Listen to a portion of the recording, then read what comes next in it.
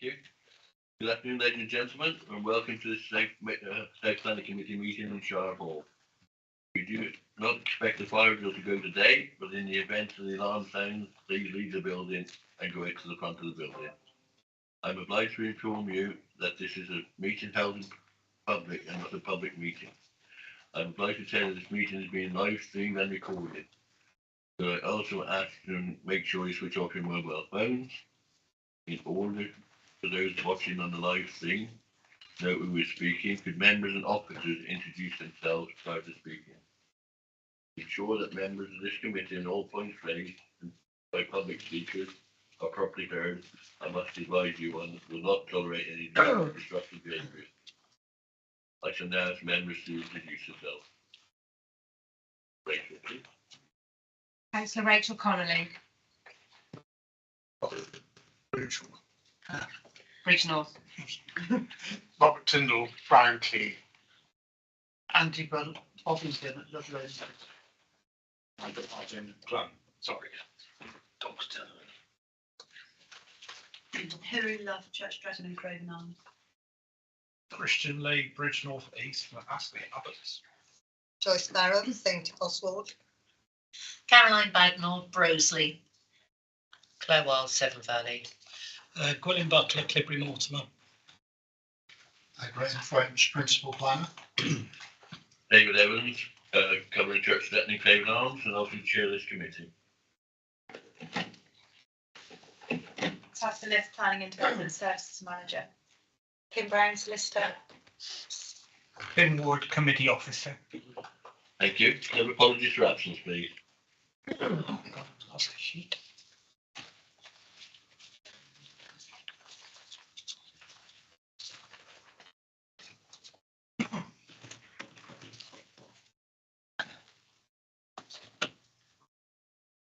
We've had apologies from Councillor Nigel Lumby, who's been substituted for by Gwilym Butler, Councillor Tony Parsons with Rachel Connolly substituting, Councillor Richard Hupper being substituted by Councillor Nigel Hartin, and Councillor Nick Hignett substituted by Councillor Joyce Barrow, and Councillor Ed Potter with Claire Wild as his substitute.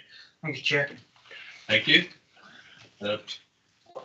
Minutes of the last meeting, held on July 25th. Have a proposal for the minute, please. Thank you. Thank you. All in favour of those abstaining? Thank you. Chair, abstention. I wasn't here. Okay, that's fine. Public questions, please. No public questions, Chair. Thank you. Disclosure of pecuniary interest. Anybody? No. Okay. Proposed solar farm at Rocks Farm. Graham. Thank you. Thank you, Chair. If we could have the first slide.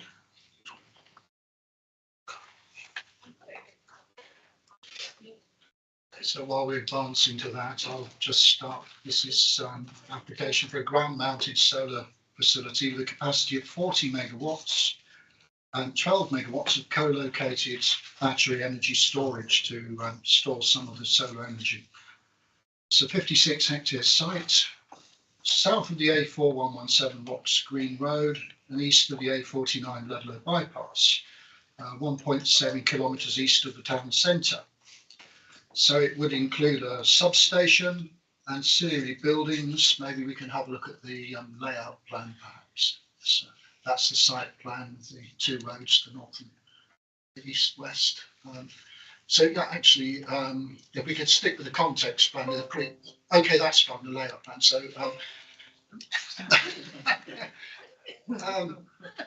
can we move back a bit, please? Yeah. Right, I'll keep on. Just get to the layout plan.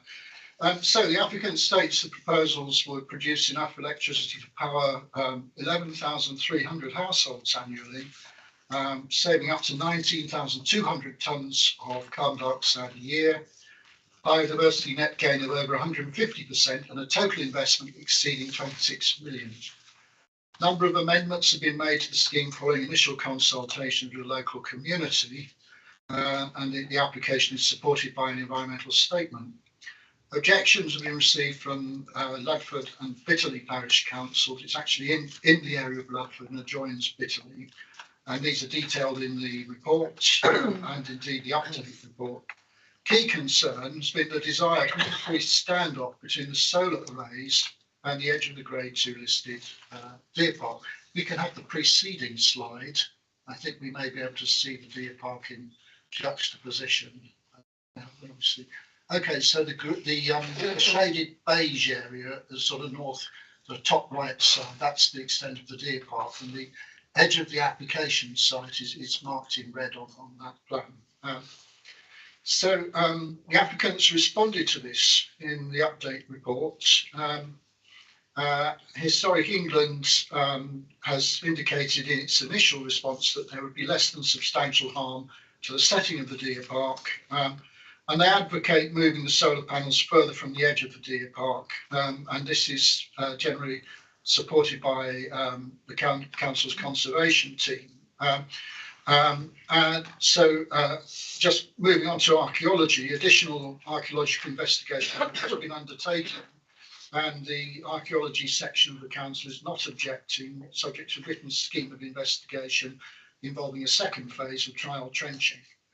There are no other outstanding consultee objections, excepting the parish council, and the Historic England have confirmed that they are not objecting. They're simply drawing to the council's attention its duty to have regard to the significance of the heritage asset and the desirability of protecting that. So there were 7 public objections and 1 letter in support, and these have been received and referred to in the reports. In terms of the issue of standoff, the applicant has responded to this quite recently by agreeing an additional 20-metre standoff from the edge of the deer park. Perhaps we can have, it's a couple of slides further down. I hesitate to ask the next one, and the one after that I think is the one that we're looking for. Okay, yeah. So you'll see on this plan, the green line indicates the 20-metre standoff along the sort of the eastern boundary of the arrays. The pink line is the edge of the deer park, and so within that green line, the arrays are all gone. They've moved. That's 20 metres. So that's an additional standoff, which gives a total standoff of between 140 and 90 metres at its nearest to the edge of the deer park. Members walked along the edge of that site earlier on today and saw that it was a fairly dense vegetation screen along most of the length of it. So the dark green line we have there proposal is to reduce the height of the arrays, so that at the moment the application as submitted, they're 3.2 metres to the tip. The proposal is to drop them by 0.8 of a metre, so the maximum height of that within that 30-metre buffer zone would be 2.4 metres. Now, the applicant maintains that their heritage response, indicating that there's not going to be harm to the setting, remains valid, and the justifications for that have been relisted in the update report in a kind of additional technical comment. But they have responded positively to this. Well, they've responded positively to the request by Historic England to provide an additional standoff as supported by conservation. The conservation section has responded to this, and I think we should have paper copies of their response that we received yesterday evening. And basically they are welcoming the additional mitigation and recognising that it sort of assists in addressing the heritage concern, and they are reminding us, as do Historic England, that under MPPF paragraph 202, there is a duty to assess where there is less than substantial harm, to assess the public benefits of the scheme against that, placing great weight on the sort of support of the heritage assets, but also appropriate weight on the public benefits of the scheme. I'll come back to that in a bit. So the applicant's visual appraisal provides some views from within the site. If we can move to, I think, probably the last slide, Tim, then I think that we've got the visual appraisal. We've just seen various, the next one to that, please. Have you just seen the various? So here is a view from within the deer park, set back about 50 metres from the boundary of the park. The middle trees, middle distance, that's the edge of the deer park. And the solar panels, you'll just see sort of within gaps within that, there's a kind of grassed area. That would be proposed for planting. And where I put a little sign site, that's where the view is from that particular viewpoint. Now, these views are indicative, not exhaustive, so there may be other viewpoints where it is potentially more visible. But I think you get the general idea that there is open land within the array, within the deer park.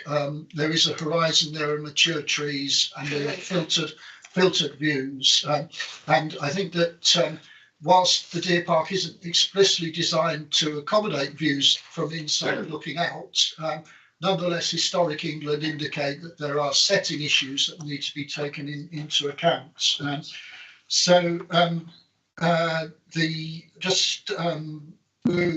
we saw the converse situation from inside the application site boundary, looking towards that, and so a lot of it was mature vegetation. So I just off pieced a bit, but so I referred to MPPF 202. So I think it comes down basically to a balancing exercise. What are the benefits in terms of renewable energy, and are they sufficient to outweigh any perceived residual harm from a heritage setting perspective? And I think that in that respect, we can have some previous instruction from the appeal that was considered in June at Lettich. Although the situation differs, the inspector chose to place very substantial weight on the renewable energy benefits of that particular scheme, which were a 23 megawatt project. This is for a 40 megawatt scheme, so there's nearly twice the renewable energy benefit there. So I think if we were wanting to maintain the heritage position, we would need to be pretty certain that there were significant adverse views and that the setting was really being badly affected in order to outweigh that very likely strong support that is there nationally for the renewable energy. It's for members to decide that. You visited the site this morning, and I'm not going to say sort of any more about that other than to say that the conservation officer has acknowledged, I'll read the final section out, the amendments put forward are welcomed, considered to respond to the concerns previously raised, provide some mitigation to lessen substantial harm identified. Balanced planning judgment should be made, taking into account the impact on designated heritage assets, weighed against the public benefits of the proposals in line with paragraph 202. So that's all I want to say. Thank you, Chair. Thank you, Graham. Councillor Tingley on that. Yeah, I'm sorry, could you go back to the site map, Tim, please? Microphone. Oh, microphone. Oh!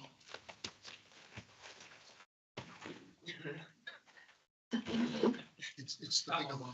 Yeah, sorry. I asked the question before I saw the answer, but where it says arrays removed here, that's to the right of the faint green line, pale green line. Correct. Right, and then the next series of hatching there, they are there. That's the area where they're being reduced. Correct. Thank you. Okay, thank you. Right, we now go to public speakers on this. I call upon Sebastian Phillips, please.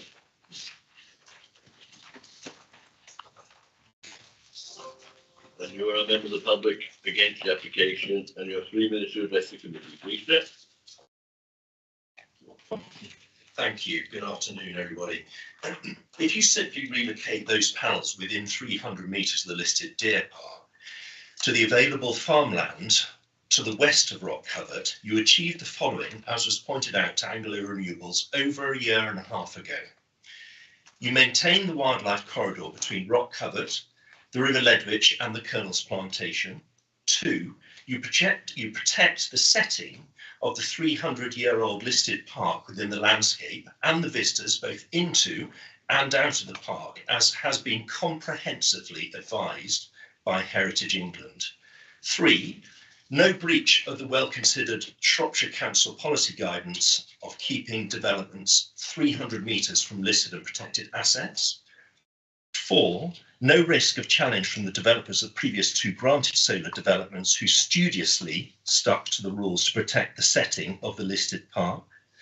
And 5, from the perspective of Anglo Renewables, there would be no need to spend considerable time and cost planting additional blocks of woodland on the northeastern edge of the development, because the area to the west of Rocks Covered is dead ground, not visible from Henley Park or the road. Historic England had been very clear that any proposed woodland planting would be damaging to the setting. It has never been asked for and seems to be a point the planning office and developers are fixed on, rather than the request made by many to simply relocate the panels to the available land on the west of Rock Covered. With regards to the tourist venue at Henley Hall, the developers state that the house and gardens are used occasionally with small numbers of guests staying. We had almost 4,500 people last year, and that figure will grow. Our visitors do not want to experience a semi-industrial landscape. They want stunning virgin countryside. The parish councils have done an amazing and thankless job of trying to enhance democratic engagement with all parties and should be warmly praised for their constructive, collegiate approach, often in the face of a very aggressive stance. Everyone is clear on the national requirement for energy diversification, and I've not found a single person who's against alternative energy at Rocks Farm, and this can easily be achieved within the rules and the guidance. At no point has the question of relocating some of the panels to the west of Rock Covered been addressed or answered by the developers or the planning officer. It has always been dodged. I ask those with the privilege of voting on this matter to respect the wishes of the local community and the guidance from English Heritage and the precedent set with previous schemes. This simple amendment is pragmatic and it's the right thing to do. It's a win-win option. Thank you for listening to me. Thank you. Any questions, please? Yes, can I ask a question? I'm flashing. Oh, I've stopped flashing. Oh, sorry, do I turn off? No, you're right. Sorry. Are you saying it would be more acceptable if the array of panels was moved westwards to the southeastern boundary of Rock Covered and then take up the fields to the west? Can I point out on the map? If permitted to do so by. Is that, Jerry, is that all right? Yeah, yeah.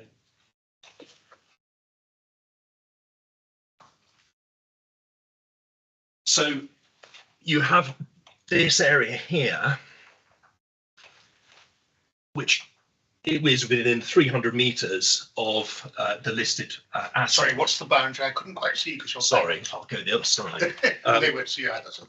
This bit, it's like that. It comes to the edge of Rocks Covered, and then it's that bit. That is 300 meters. So those arrays are 300 meters Yes. within 300 meters of the park. So the block just to the north of the cupboard. Sorry, no, come down. Yeah, so the 300 meter point does that. It does that. So what I'm advocating and what we've mentioned to the developers from April 2022 onwards in meetings that we've had is that they have ample farmland here. So we're not anti it. We're not anti the scheme. It will just mean if we can move those panels, it's a win-win because all the rules are obeyed. And this area here is dead ground. You can't see it from the hall. You can't see it from the road. You would not see it. You can see it from the top of the Clee Hill, but you can't see, if panels were here, you can't see them from, the public would not be able to see them. Thank you. That would require landowner approval to shift it to the west. It's the same landowner. And is he accommodating? I don't know. You don't know. Thank you. Thank you. Thank you. Can we call on Jeff Garraway, please? And you're speaking on behalf of Ludford Parish Council. And you have 3 minutes to address the committee. The right hand back. Good afternoon. And thank you for the opportunity to speak today. Ludford Parish Council supports everything that Sebastian Phillips has just mentioned and would like to just come out that Henley Hall is a great asset to the parish and the whole area. Section 12 of the PPF states that a strong sense of place should be retained without the incursion of industrial facilities. So we support that wholly. Site constructions and maintenance, we have concerns there in relation to the recommendations, comments, including the specialist reports related to the site that was done from the report. But there's detailed information that still needs to be gained, and we'd like to see more and more information concerning the construction plan that's going to be proposed. Concerns expressed regarding the runoff of the panels as from water, use of permeable surfaces and soakways, control of construction processes and cleaning materials, in particular panel layout and drainage of the flooded areas. The design and layout of the panels ignores the recommendations of this 300-metre buffer. Enough said about that already. These items relate to the maintenance of its site over the proposed 40 years lifespan, most particularly that no harmful chemicals should be used for the regular frequent washing of the panels to prevent any damage to the water quality of the Letchwin Brook. And in conclusion, since the inception of the Sandev plan, Ludford Parish Council has been subject to considerable changes, culminating in 3 large residential developments on greenfield sites, 2 of which lie to the east of the A49. Consequently, Ludford Parish Council is protective of any further disturbances to its existing and newer community members. The cessation of further residential developments east of the A49 is enshrined in the current Shropshire Council local plan.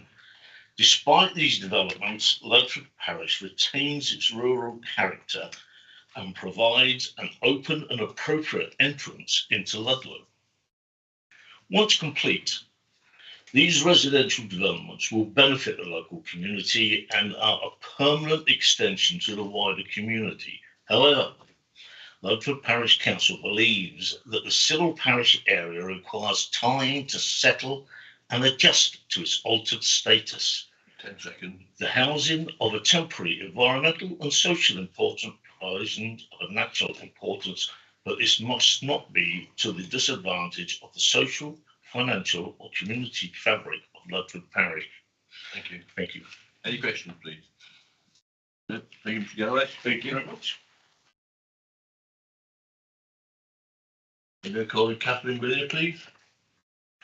Speaking on behalf of Bitterley Parish Council. And you have 3 minutes to address the committee. Thank you. Thank you. The Rock Farm site runs along the boundary with Bitterley Parish on the east side, therefore affecting Bitterley residents at Henley Hall and along Squirrel Lane. We are deeply concerned about the apparent disregard for the request by the community and Historic England to respect and protect our heritage assets next to this proposed solar farm. Throughout the consultation period, the applicant has been reluctant to engage with the community to improve plans and solve this major objection. This is despite all parties understanding the need for alternative energy supplies and not otherwise objecting to this proposal. No attempt has been made to reconfigure the proposed site. This is particularly disappointing given the Henley 1 decision in 2016 to not permit industrial development within 300 metres of these same heritage assets. The applicant proposes planting woodland and lowering arrays, trees taking 8 years to mitigate the harm to surrounding views. We believe this will damage the setting, however long it takes, and increasingly as it matures. Historic England has expressly stated that it is the open views which are important in capturing the historic setting at Henley Hall, and therefore should be open and free of solar arrays and not blocked by trees. The Rock Farm applicant claims that any reduction in the project size to move solar arrays away from the boundary with Henley Hall threatens the viability of the project. This seems very unlikely given the size of this application of 56.5 hectares. The recent similar but smaller 21-hectare solar farm at Ledditch is viable after all. And there appears to be also ample space on the west side of the site to extend the solar farm away from Henley. We believe if any real damage to viability is to be considered here, it is to the business at Henley Hall, a tourist, conference and wedding venue, whose contribution to the local economy is important. This business, which relies on its scenic setting in the rural countryside, helps to ensure the conservation of these heritage assets and provides them with a sustainable future. The surrounding views are of great significance, particularly whilst this once beautiful setting is harmed by at least 40 years of industrial development. We accept the need to respond to the climate emergency. We accept solar farm development at Rock Farm, but disregarding planning guidelines designed to protect heritage assets for the sake of maximising this solar site is unnecessary. We object to this reckless approach and ask councillors to support us and accept fully this Historic England recommendation. Thank you. Thank you. Any questions, please? Thank you very much. Now following the local member, Vivian Parry, please. Represents the Ludford Board. Thank you. And your findings to address the committee, please. Thank you very much. So let me get set. That's it. Thank you. I have been the local councillor for this area for 22 years, and this is one of the nicest and impressive places that I've ever been to. I don't think you went to Henley Hall, the house itself, but I came from the hall when I came to look at this and came near the pink line and stood out and looked across. It looks completely different from the photographs that you are being shown. At this time of year, plenty of leafage, you can't see it as much, but in the winter, the panels will be obvious. We have a time capsule of 300 years here, and I'm sure on your constituencies, you have the same type of buildings and also places that you wouldn't want to be affected by anything. So I'm asking you as councillors to look at this positively and say, well, this is something that should be kept as it is. It's something that is unusual and it helps the people in the area. We get lots of work from it, and we get all these people come. They are not coming to look at solar panelling. I personally think that what you've looked at would, Seb has mentioned this, that if you move it 300 metres further back towards the trees, it would not affect anything at all. We are not against, I am, as a councillor with this council, do not want to rule out solar panelling. It's very important. It's very important selling solar energy to all of us. But I feel that if we did what we've been asked, and they came to my house when I'd injured my leg and gave me the same representation of what they were going to do, and I said then, it's too close to this park. You need to move it 300 metres further back. I personally think that the lowering of the panels, yes, is fine, but you will still get a glare from them 2 metres down. It's not much different. It's not much different than what they are now. The main thing really is to say that the people in this area, as you've heard, quite a few people have come this morning from the parish councils, and they really feel that this is such a beautiful park. You can see where this is going to be if you stand in the main room in the hall. I didn't go upstairs, but I'm sure it would be more obvious.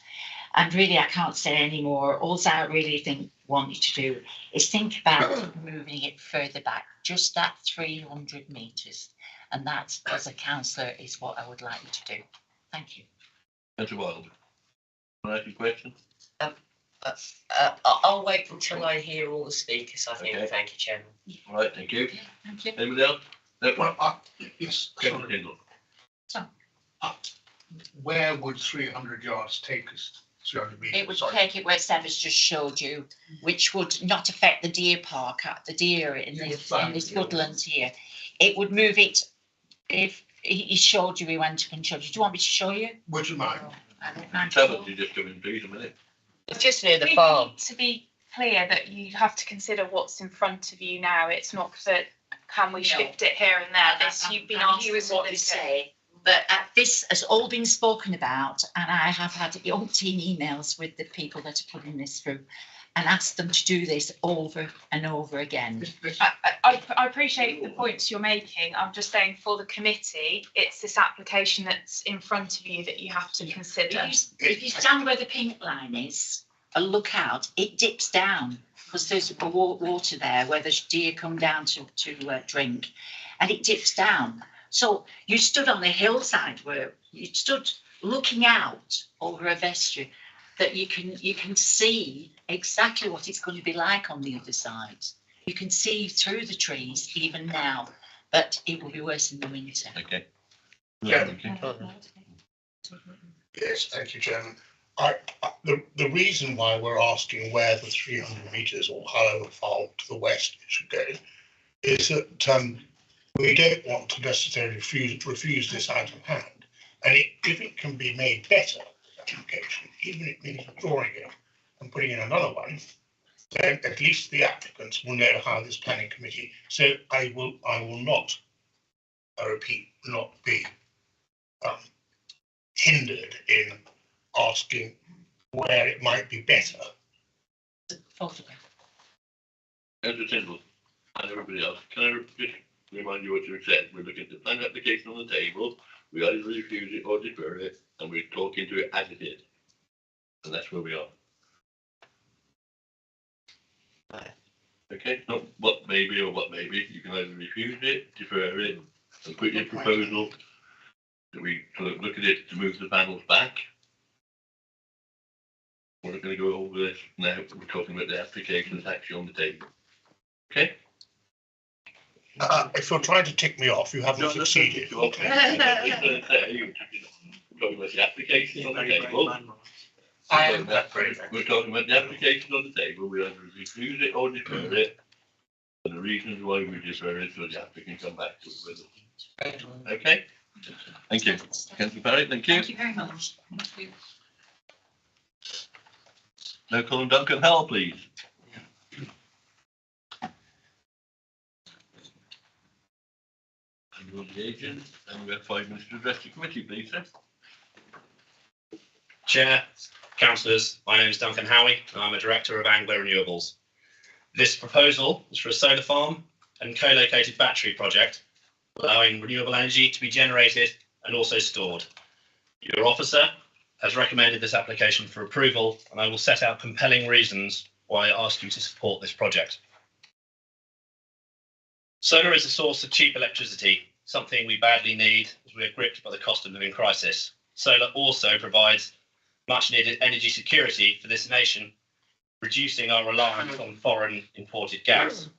We must take action at a local level to reduce our reliance on foreign fossil fuels. Shropshire Council declared a climate emergency, and your aim, as well as your ambition for the entirety of the economy of Shropshire, is to become carbon net neutral by 2030. For context, this means that 7 times more renewable projects must be deployed in Shropshire each year than have been deployed over the last 7. We hope you have the foresight to deliver on the council's objectives. The majority of this site is not considered best and most versatile land. The site will be grazed by sheep, and the submitted agricultural report advises that production levels of the farm is unlikely to change. The cumulative impact of this scheme with other schemes needs to be considered. However, the recent appeal decision at the Letwich Solar Farm confirms that when considering Squirrel Lane project, the Ledwich project, the Rock Farm project, they would all result in only a minor cumulative landscape effect. This has been confirmed by the council's independent landscape consultant.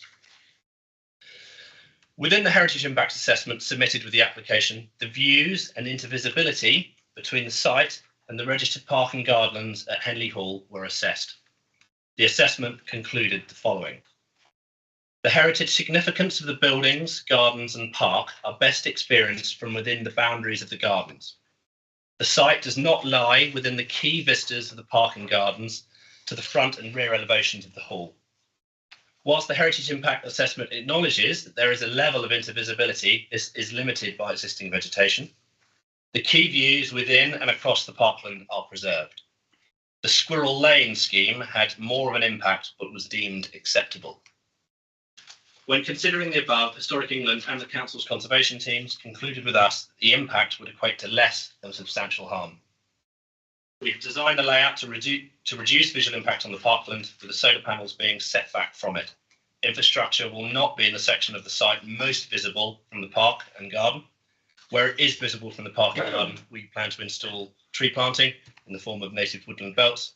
Trees take time to grow, so we'll plant maturer trees to provide some immediate mitigation. In conclusion, the application is strongly supported by policy. It has no statutory consultee objections, and your planning officer has, in his opinion, recommended this project for approval. I hope all the benefits to you, the nation, and the environment will bring you to that same conclusion, and you vote in favour of this application. Thank you. Councillor Wellington, do you want to speak? I did put my hand. Yeah, okay, Councillor. Yeah, no, it's all right. Councillor Wellington, then Councillor Wilde, then Councillor Hart. Can I just ask a question, Mr. Chairman? My colleague James Stone on some of the more technical questions may be better to answer, so Okay. I may defer to him. Yeah, go on, that's fine. Thank you, Chair. When you were designing the site and designing the layout, did you consider putting it further west towards the farm? We can only work with the land that is available to us. So we have an area of land to work with, and that is the land we are working with.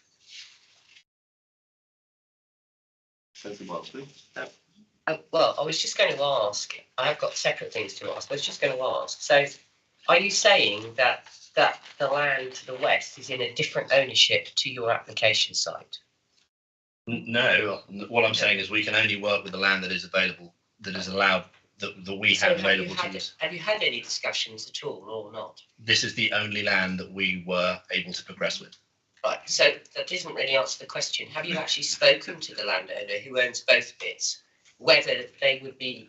I think it's. Shall I jump in on this? Yeah. So the land ownership is the same.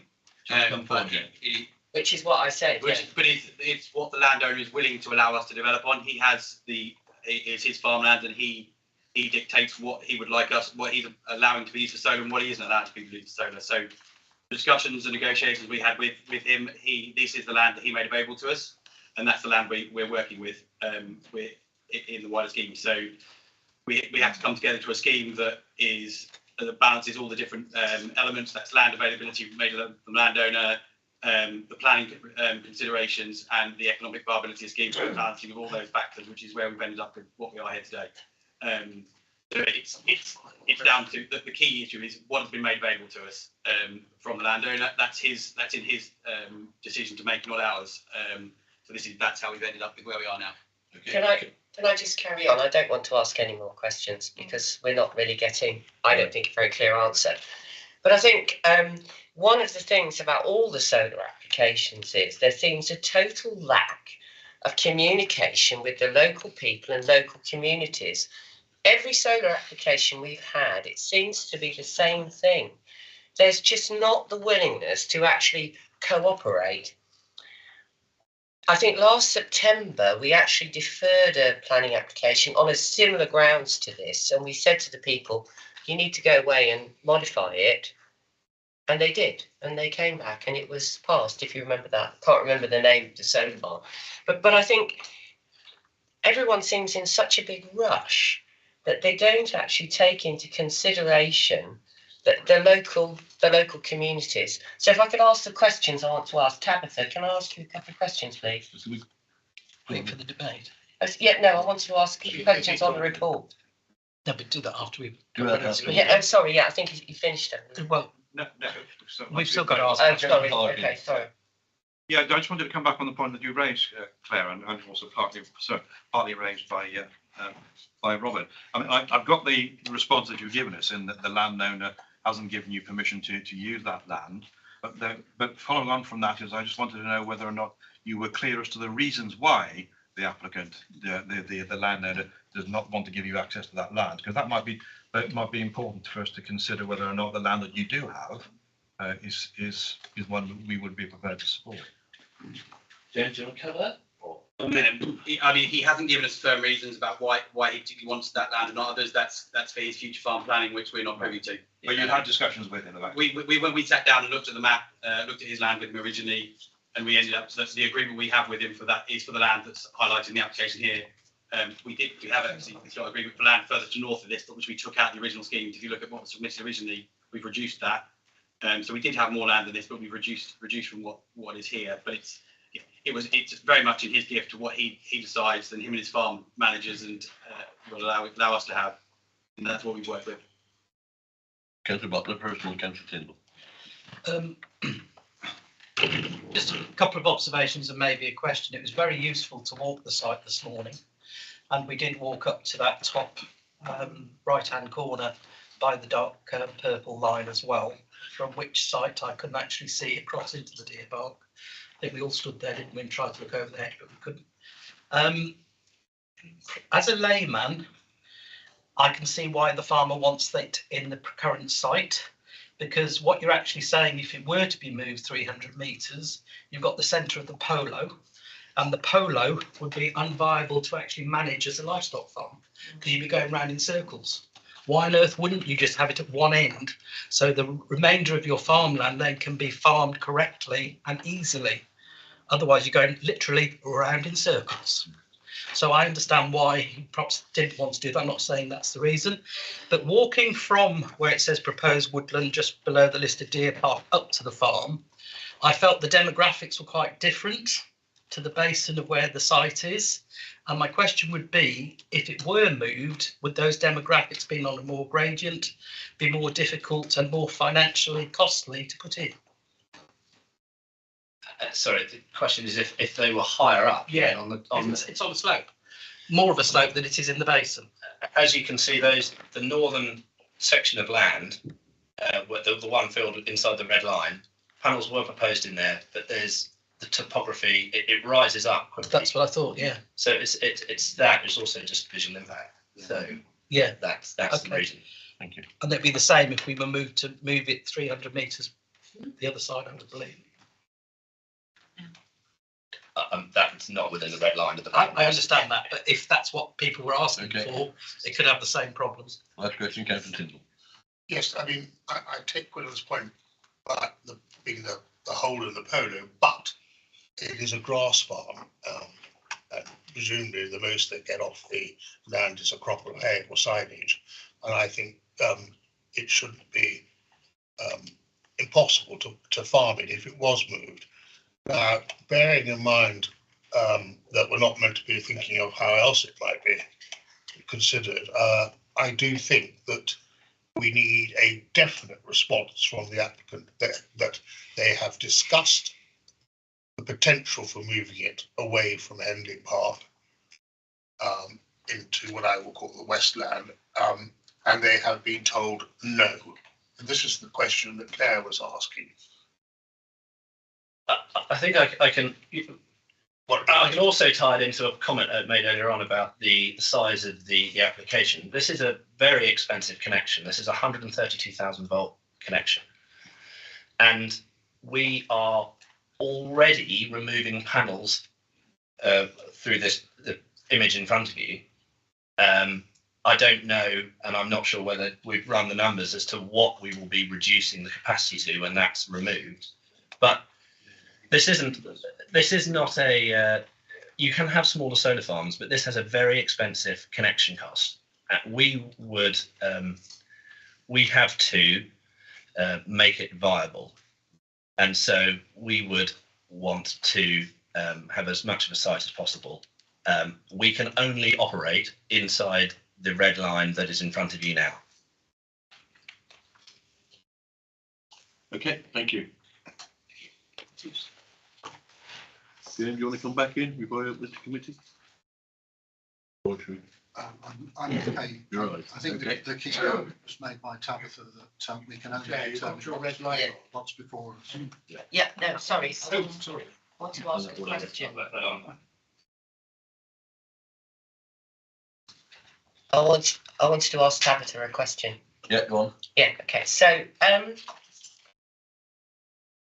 in the report, there's nothing about, well, that I could find about the emerging local plan policy, because we are substantial way through the examination of our local plan, and we have a specific policy within that local plan. I'm not sure, does it come under, is it 38 or something in there? Is it CS 38? Okay, so in our local plan, and it's not, incredibly relevant to this, but it is relevant in the fact that in our emerging local plan, we say that we should not develop solar on best agricultural land, and we are a certain way down the examination. So whilst this isn't on best agricultural land, apart from a little bit, I think it should be mentioned in the report as a consideration. Just Any future ones? But I'll let you answer the second. I'll answer the first point about the local plan. The emerging local plan at the moment doesn't have sufficient weight for us to refer to it in the committee reports. We're not giving it weight at this point. It's still quite early on. So whilst it is moving through the system, it's not considered to have sufficient weight for consideration in planning applications at this stage. Graham will respond to the point about the report. In terms of the it's policy 26, the emerging local plan, I think it's specific to renewable energy and infrastructure, and it indicates that there should be a preference to use of lower quality land instead of higher quality agriculture. This is answering that. There's a very low percentage of best and most versatile in this. There's about 15% in the agricultural land survey, which is grade 2, and 85% or thereabouts off the top of my head, which is actually grade 3B, which is not best and most versatile. So in that respect, the application does answer that requirement in the emerging policy, which isn't extant policy yet. So that it is using generally poorer quality land. I think even the land which has been mapped as grade 2 within the site is within dairy fields, which are sort of farm cattle fields, and it's not been farmed to its grade 2 capacity because it's in a kind of a unit that's farming cattle. So we're not losing in terms of the quality of the agricultural land, and that obviously this albeit long term, it's a temporary use of land. There is a proposal to graze sheep beneath the arrays. There's sufficient ground clearance to allow that. Spacing is such that you can maintain a grass sward there. There is a recommended condition in the Appendix A that reviews the sheep grazing opportunities within the site. We can maybe even tighten up on that, but basically we're not offending the principle of affecting best and most versatile land. Okay, so just two other things here. I think it would be helpful if we had a running total of all the solar planning applications we've actually granted over the last 12 months. I know there was some sort of figure of 500 acres or something, and I just wondered, I think we've probably surpassed that. And I just wanted to read you this, which was being produced by the CPRE. And it says here there are around 250,000 hectares of commercial south-facing roof space in the UK. Using at least half of that roof space for solar panels would generate enough energy to power all the homes in the UK. So I'll just leave that with you and I'll come back later. Thank you. Thank you. Councillor Boddington, please. You want to come back there? Yeah, I just want to say, the first point, what's that again?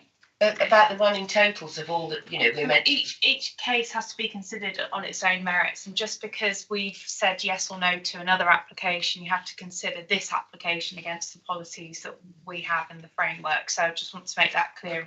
Whilst I'm not saying we couldn't do that, even if we had if we'd refused them all, that shouldn't be the reason that you'd approve this one. It would be because it complies with policy, or vice versa. If we'd approved every other single one, that doesn't mean that we refuse it just because we've got to a total number. It's each case on its own merits. So, well, probably against the here's policies. not the right place for the debate, but when I've spoken to Adrian Cooper, he said there was a specific total that we needed to have per year. That I think there's different areas, but for planning purposes, this is a planning committee making a planning decision. It is, does this application comply with the planning policies? That's the question for the committee today. So why do you have a comment from the climate change team if you want to disregard what they're doing? I'm not disregarding what they're doing, but it's talking about planning policy, and this is a planning decision. I've heard of semantics, but I don't think I've ever heard of anything so semantic in my life.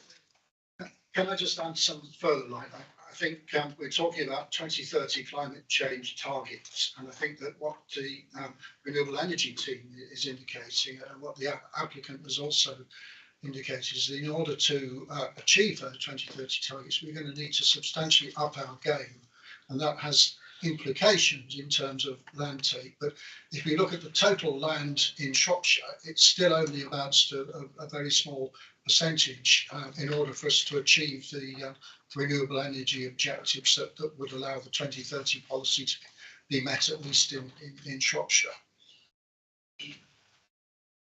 Right, we're going to committee then, we're going to have a debate on the. Okay. Yeah, Councillor Boddington, please. Yeah, Thank you, Chair. Just to follow on from that point and then come to a couple of my main points, that you, no matter how many solar farms you build, you won't have enough. No matter how many houses you build, you won't have enough.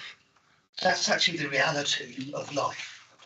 And we wouldn't have committees if it was easy to get the housing or the solar farms or wind farms into the landscape that we have in our rather complicated, crowded, historic landscape. So I don't think there are too many solar farms. I want to talk specifically about this idea of screening. It's a 20th century invention, and it's really become popular in the 21st. When Henley Hall was built, now wearing my other hat, I was talking to David about this in the car, I do historical research, and specifically in terms of gardens, at Stowe Gardens in Buckinghamshire and Abington in Hampshire and some others. And of the meetings we've had about the landscape there, it is very clear from the landscape historians, nobody expected the amount of trees we now see in a National Trust property to be there. The landscape designers were looking at it sort of 10 years, 20 years hence, whereas we're now looking at it 200 to 300 years hence. And so the amount of foliage is much more. And this arose because of losing views. And nearly every estate, and I disagree with the conservation team on this, nearly every estate or parkland is actually designed to look outwards. That's why you have ha-has. So they're hidden ditches, so that you can look right out into the parkland landscape and beyond. And so I'm actually uncomfortable with screening. Now, I don't want solar farms to stick out like sore thumbs, but I'm in a historic context. I'm uncomfortable with tree screening because it's not actually part of the historic landscape, and it is a modern invention. So, moving on from that, there is the question of whether this is the right scheme. I am deeply uncomfortable with it. I think even on the modified plans, it's too close to critical heritage assets. And these are not like farmland. This array should be taken away in 40 years and the land returned to ordinary agricultural use, fine. But we're going to have 40 years impact on a very precious historic landscape.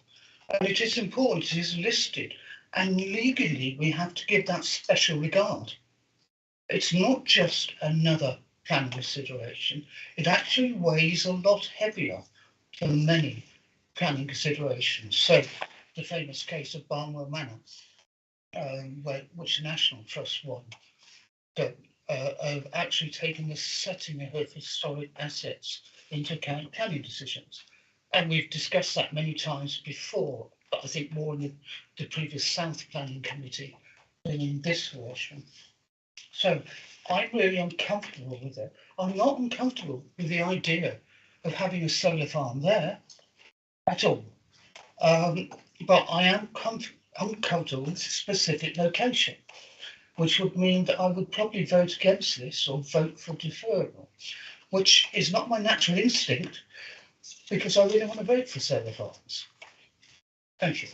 Thank you. We'll come back to that. Yeah, and just a very quick point. We're fortunate enough to have historic OS maps in our GIS database, and I'm just looking at the 1870. I'm sorry I can't show these to you, but 1870-1901 series, first and second series OS maps, 25,000 edition. And they are indicating that the deer parks have an amalgamation of vegetation around the edges. There are shelter belts and there are areas where you clearly can see a density of trees. I'm going to show this to you, Councillor Butler. Yes. So there are shelter belts here, and at the southern kind of lobe of it, you have trees. There isn't any evidence of an intention to open up views outside of that. The intention, in terms of the historic maps, has been to enclose field boundaries to provide a kind of an enclosure. Now, clearly, we saw that there are views out, there are views in, there are filtered views, and part of the charm of the landscape is that it does have mature trees. It has been managed by 300 years as parkland. But I don't think that this proposal will sort of fundamentally offend that, because we saw that along the eastern boundary of the parkland, it was very mature and robust tree screening that we had. And we saw from the visual appraisal of the applicant looking from within the parkland where we lose that woodland block, there is filtering from layers of trees and vegetation within it. So you're not affecting the sense of openness within the deer park, but it wasn't designed to start with to sort of command widespread views over the surrounding countryside. Otherwise, why would it have had trees shown all around the edges of the parkland on the historic 1870s and 1901 map series? Councillor Butler, please. Thank you, Chair. Interesting one. And I have to say it was very useful to walk the site this morning and to go all the way around. Oh, sorry. It's very useful to go around the site this morning, all the way around. And I believe there has been a level of mitigation put in here. And I take thinking about all sorts of things here. The hall's been there for 300 years so far. This proposal is going to be for a further 40 years, which would be 10-12% of the life of the hall, and then it will be gone. But there is significant gain for the community as a whole in creating the energy. I know from the local solar farms in my own wards that they're never in the right place. People always have objections for whatever reasons, but I think we have to strike a balance here. Now, the key paragraph for me is the last paragraph of what the Senior Conservation Officer has said. And tell me if I'm right or wrong, but in part of your report, Ray, you said you won't see this from the front aspect of the hall or the back aspect of the hall, it'll just be from the side. Correct. So anybody who's visiting, they're literally going to have to go out, go like that, on the possibility they can't see over the trees. That's what we're talking about. They'll have to walk some way from the hall in order to get the views, the glimpse views of the solar. Yeah, if it's not raining. That's not true. Oh, well, Sorry. Green Committee. Well, I'm only just saying what I've been told by officers who I do trust. So, leading on that, I read the last paragraph again from the Senior Conservation Officer, Becky Jones. The amendments put forward are welcomed and are considered to respond to the concerns previously raised and provide some mitigation to the less than substantial harm identified, which is what we're talking about. A balanced planning judgment should be made, taking into account the impact upon designated heritage assets, weighed against the public benefits of the proposal, in line with paragraph 202 of the MPPF. In that regard, it is noticed that those public benefits are significant in this case. So that is what we're talking about from the Conservation Area Officer. And in that respect, Chair, I'm minded to propose approval. Thank you. Councillor Tim, please. Yes, for once, I'm going to be able to talk not through the top of my head, because I am actually a chartered surveyor of 52 years standing, and I specialise in heritage consultancy. So I know something about listed historic parks and gardens. If you look at the register of historic parks and gardens, you will see that there are arrows emanating out from the historic park showing the significant visual views. Now, could we see what it says about Henley Hall, please? The grading, the citation for the grading. If we don't, then I think we're missing a very important piece of information. I'm happy to explain further if anybody doesn't understand what I'm saying. Yeah, just adding on from what Robert is saying and following on from what Gwyneth said, and following on from what I said in the very beginning that the applicants don't talk to the local community enough at the very beginning. And then, lo and behold, the last minute, there's an alteration that they've suddenly said in the last 24 hours that they're prepared to move the boundary. Okay, so it's always like that. If they'd have all spoken together in the first instance, we wouldn't have had this last minute alteration. And I do think it's unfair on the local community, on the parish and Henley Hall to have this dropped on them at the last minute. What we should do is, or what we should encourage people to do is to actually sit around the table and go through some of these things. They could have had a meeting before today to see what was on offer. So, and anyway, so let's just see where Robert's arrows are. I haven't got a copy of the listing unless I go online, but there will be a map with the Register of Historic Gardens and Parkland. It will have a boundary around it, and it will have some arrows on it saying what the significant views are. Graham's trying to find it. Yeah. So that's all I'm saying, really. You know, these conversations need to be sooner rather than later. I mean, I think it was a great shame we weren't allowed to go to Henley Hall, because I think Henley Hall is perhaps the real fulcrum of this debate. I'm looking at the listing, Chair, and it is for the hall itself. It primarily displays the architectural features. No, the garden, historic park and garden. You're looking at the listed building. I'm talking about the Register of Historic Parks and Gardens, which is a separate list. Well, we're doing that. Can I give Councillor Lappin, please? I would like to shut up, but I'm not sure I can. Mr. Chairman, I've got a copy of that if you'd like to. Okay. Oh, please. Got a copy. Oh, there you go. Do you want to give it to Robert? No, Robert's planning officer comes through. Planning officer, please. Oh, sorry. The planning officer comes. Oh, aren't we going to see it? If you come to the planning officer, you can read it out. See any arrows there?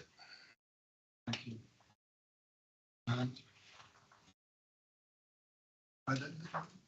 This is simply the plan which indicates the outlines of the deer park. It doesn't actually. I don't have in front of me the written listing, which I think you're referring to, Councillor Tyndall. Because it's important. Sorry, Chairman. Of course, review as always.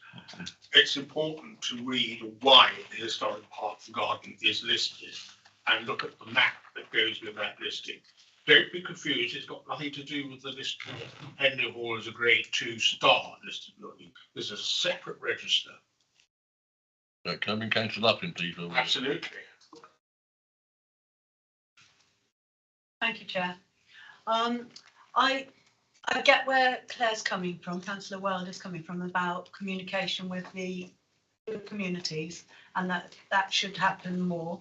But we're dealing with this planning application as it stands with us at the moment. Yeah. I think we have to accept that Becky Jones, the Senior Conservation Officer, has welcomed the amendments that they have put forward for us, and I will be supporting this application. Thank you. Councillor Barrow, please. Thank you. I too will be supporting this for two reasons. It's a fine balance for me between the historic environment and the electricity that this would create. It would feed the whole of Ludlow, all the houses, 11,000 and odd houses, and that is a biggie for me. What I do notice in the report, it says that the applicants have compromised on the original plan and taken into account concerns raised such as runoff, flooding, mitigation along the southern site boundary, positioning of the inverter equipment, noise removal, etc., etc. So who were they listening to? Were they listening to parish council, etc., or was this just officers? I don't know, but I will be supporting this because I think the balance. The balance is tipped to me in the favour of this. Please. Yeah, thank you. I haven't yet just made up my mind as to which way I'm going on the applications. There's some interesting arguments in both ways at the moment. But a question I just wanted to ask, perhaps of Graham, if I could, Chair.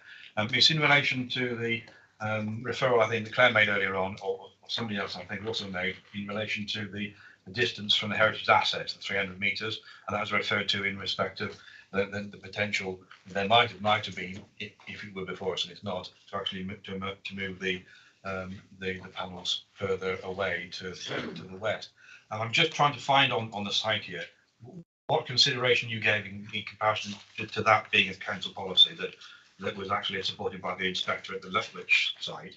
How much weight has been given to that within the application itself? Because I'm scrolling through desperately trying to find it and can't find that at the moment.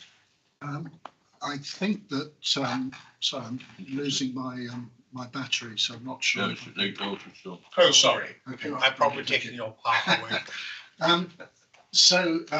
The original solar site, Henley 1, which was a smaller site, which the members attended to see on the side of the hill as a sort of middle distance view, that's to the due south of the listed deer park. And I'm not sure I'm answering your question, but that basically originally came up much nearer to the edge of the deer park, and there was some dialogue with Historic England at the time, and the scheme was amended so that it's maintained a 300 metre standoff from that aspect. Now, I think that when we're looking at these historic houses, they have principal views north and south. They were normally aligned east and west. They maximise their sort of southerly aspects. And this Henley 1 was to the due south. And I think although there's mature vegetation along the boundary, there were filtered views. And I think it was deemed that given that it was due south of the principal elevation of the Henley Hall, it was in a kind of historically sensitive location.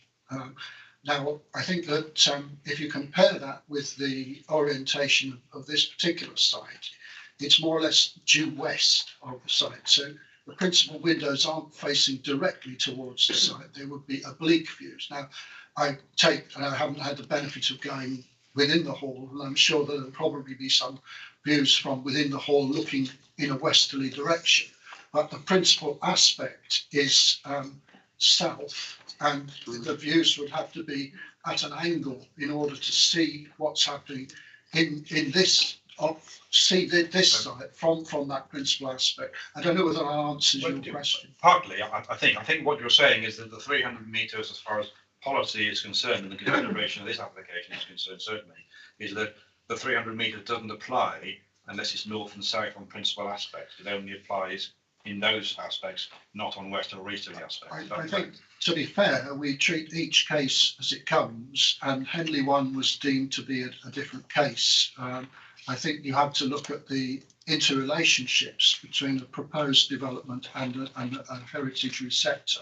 And in this case, okay, those are different interrelationships. Understand that. So what you're saying then is there isn't a specific council policy that we have to refer to in relation to keeping a 300-metre distance from heritage assets. It's on a case-by-case basis. Exactly. There is no specific, there's no magic 300 metres or indeed any standoff. I think that the key is that there should be substantial weight given to the conservation and protection of the heritage asset. But I think that this comes down to an assessment, a balance assessment. What is the level of harm? What is the sensitivity of the asset? How is it appreciated? And under NPPF 202, what are the levels of public good that the scheme will be achieving? And you've got to make that balancing exercise. Councillor Bagnall, please. Yeah, thank you. Thank you. I was fortunate enough to be able to go on site visit this morning, and I found it very, very helpful. Having gone through the papers on, regarding this application, I was very much in two minds as to whether this was a good thing or not. And actually being there in the landscape made things much, much clearer. And I have to say it was very, very helpful to have the input from Graham French with regard to this. He's always extremely thorough, and it's very, very helpful to councillors to have his input. Obviously, this is a large project, and it's going to have an impact on the environment, and we can't get away from that. What we have to decide is whether the level of good that it will do is worth the sort of detrimental impact. From my point of view, unless we do something about global warming, etc., then that's going to have a far greater environmental impact than a temporary, although 40 years is a long temporary, installation of solar panels. And personally, I felt that although, again, as I say, this is a large installation, it was interesting that it wasn't easily visible from a large part of the area. And I totally get the, you know, with the deer park and the hall, that, you know, that it's completely understandable that people want to protect their environment and they want to protect their, you know, how pleasant their view is and so on and so forth.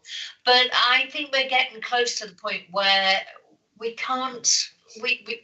don't have the privilege of being able to say, well, actually, we just don't fancy it. And I'm not suggesting that anybody is saying that, but I think we've got to take a very practical view here.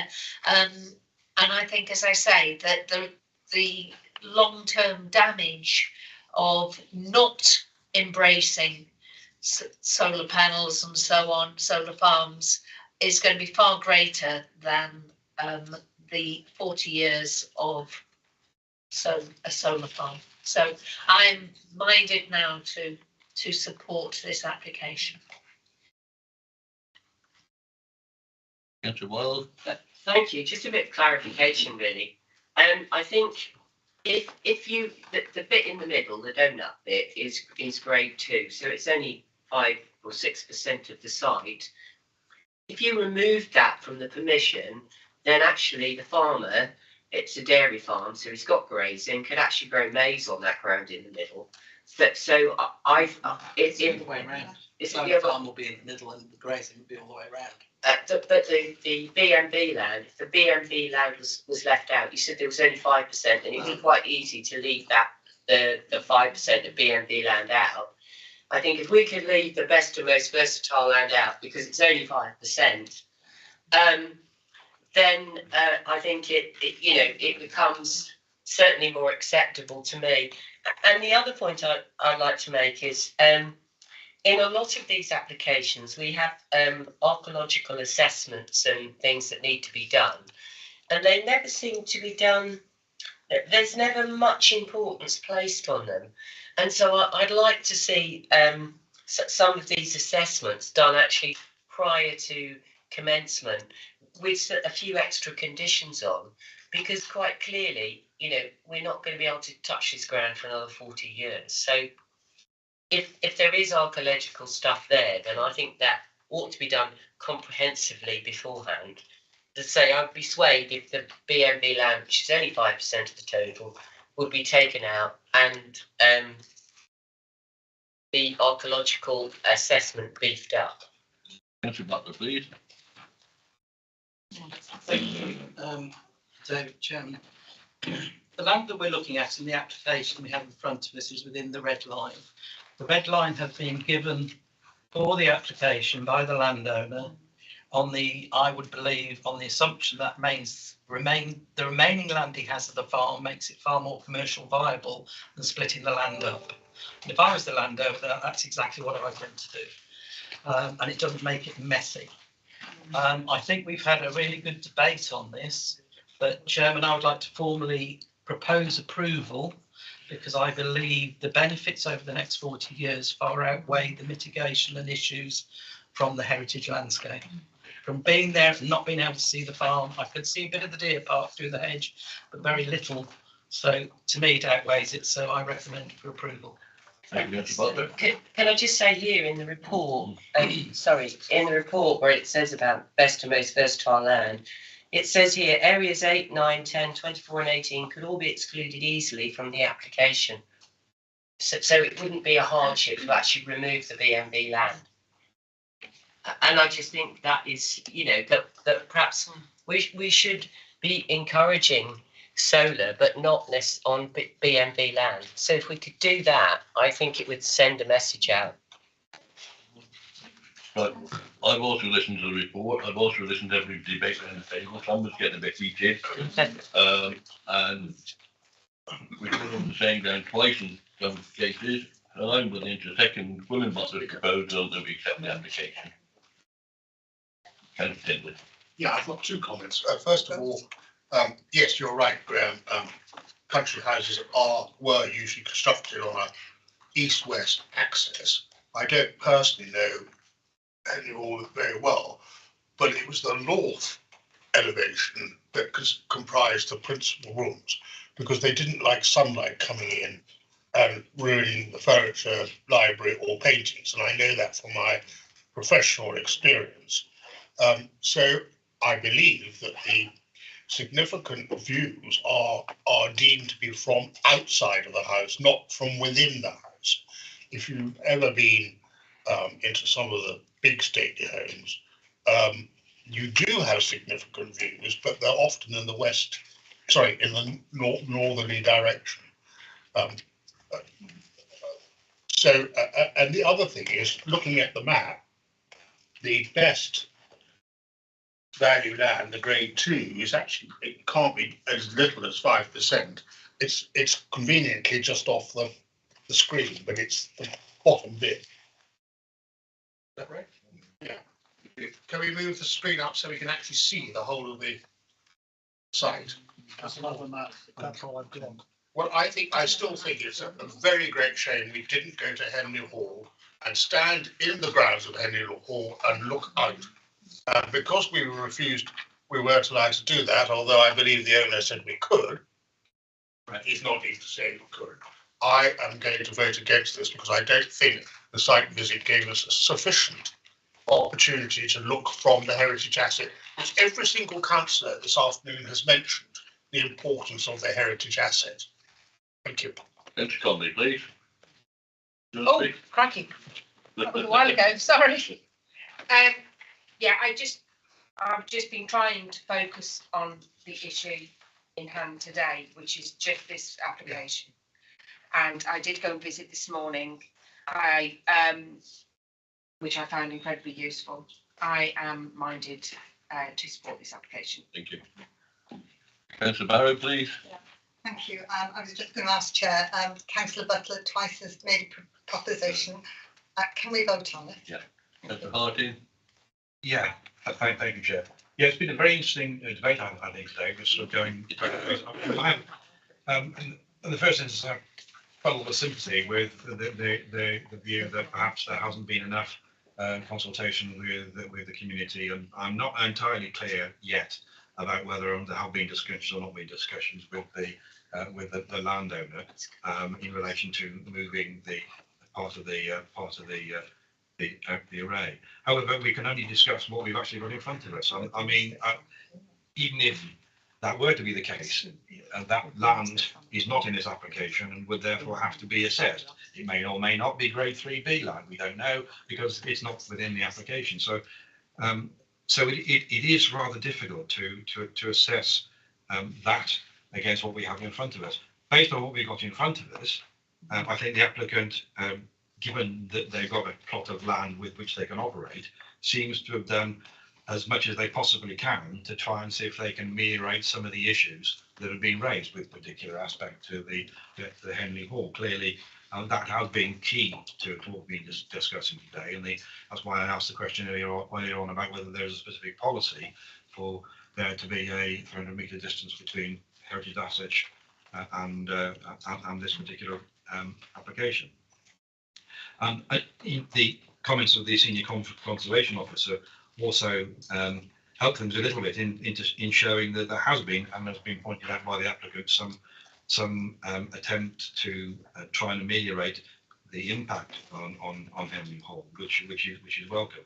Although I accept what's been said by the owner of Henley Hall, it doesn't yet completely deal with the issues that he has.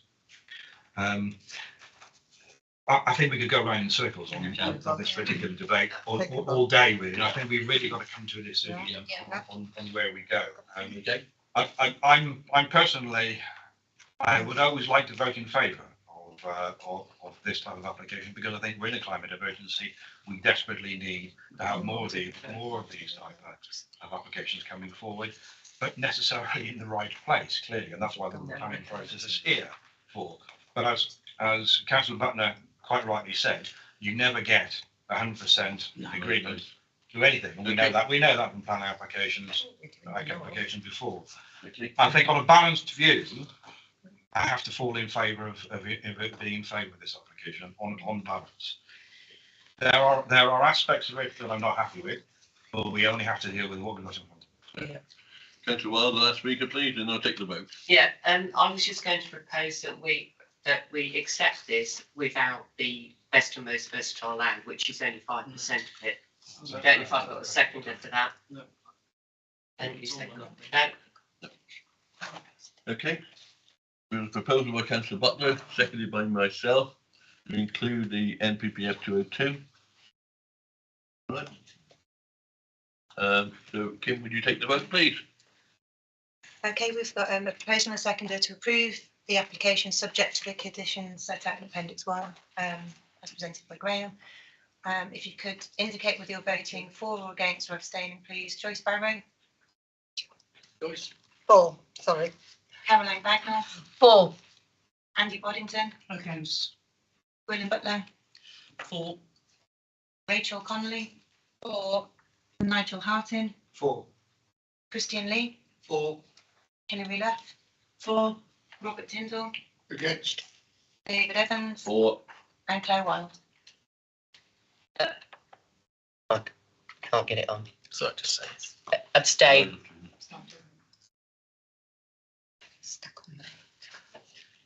Eight for, 2 against and 1 abstention. Okay, so that vote is carried as accepted. Thank you. We're now going to item 6, which is a list of appeals and appeal decisions. I think this has just been noted. A list of appeals and appeals. I believe this is being noted. Graham, what do you just confirm me? I think just to be noted, Chair, there are a number of them, but there's nothing that sort of, unless members have any specific queries, I think that obviously the decision ones are included in the document pack, but there was nothing that stood out as requiring special need for committee reference. Right. Right, all these you know, thank everybody for your attendance. Thank those who came on the site visit. Thank you for the input. It's been a lively debate. Do we have a date for the next meeting? And I'd like to thank all the officers for the input, and wish you all a safe journey home, and the next meeting is October the 17th. Safe journey home. Thank you. Thank you, Mr. Chairman. Thank you.